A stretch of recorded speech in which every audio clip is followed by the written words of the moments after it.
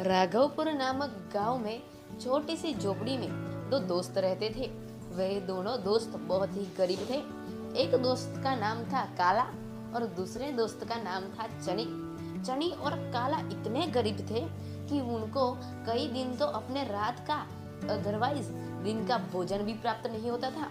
वह नदी किनारे जाते शंख इकट्ठा करते और उसी को ही बेचते थे और अपना जीवन गुजारते थे।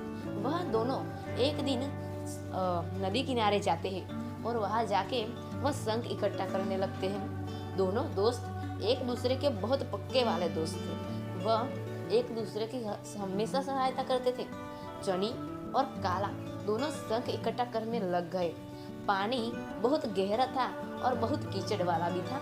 इससे अंदर के शंख देखना असंभव सा था, लेकिन वह अपने प्यार की मदद से उस शंख को अपना प्यार अटकाते और फिर शंख है या और कुछ ऐसा करके वह शंख इकट्ठा करते। चनी के हाथ में एक बड़ा सा शंख आ गया। उसे देख के काला मन ही मन में सोचने लगा कि यार आज ये मुझसे ज्यादा पैसा कमा लेगा।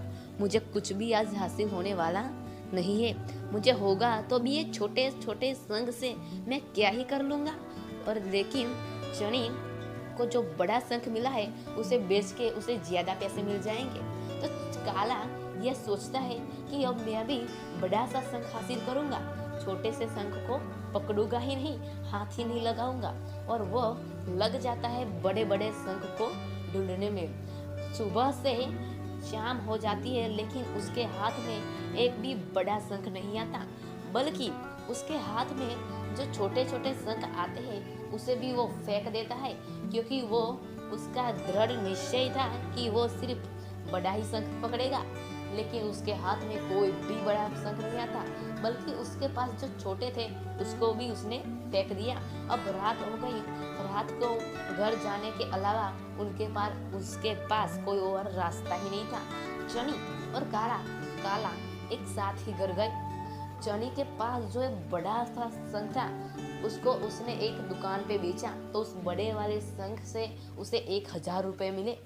और चनी ने छोटे छोटे शंख को भी इकट्ठा किया था, तो उसने वो छोटे शंख को भी बेचा, तो उससे उसे 3000 रुपए मिले। लेकिन काले के पास ना ही शंख था और ना ही समय कि वो शंख को इकट्ठा कर सके। उन छोटे शंख को भी इकट्ठा करने के लिए उसके पास समय नहीं था, लेकिन वो अब कर भी कुछ और सकता नहीं था। फिर चनी ने उसे बताया कि तू जब बड़ा शंख ढूंढ रहा था तो तेरे हाथ में कई बार छोटे छोटे शंख आए, लेकिन तूने उस पर गौर नहीं किया, उनको इग्नोर कर दिया और तूने उन सारे शंख को फेंक दिया। और मैं शंख को ढूंढ ही नहीं रहा था, मैं देख रहा था कि तू छोटे शंख को कहाँ फेंकता है और मैं वो शंख फिर इकट्ठा कर लेता था।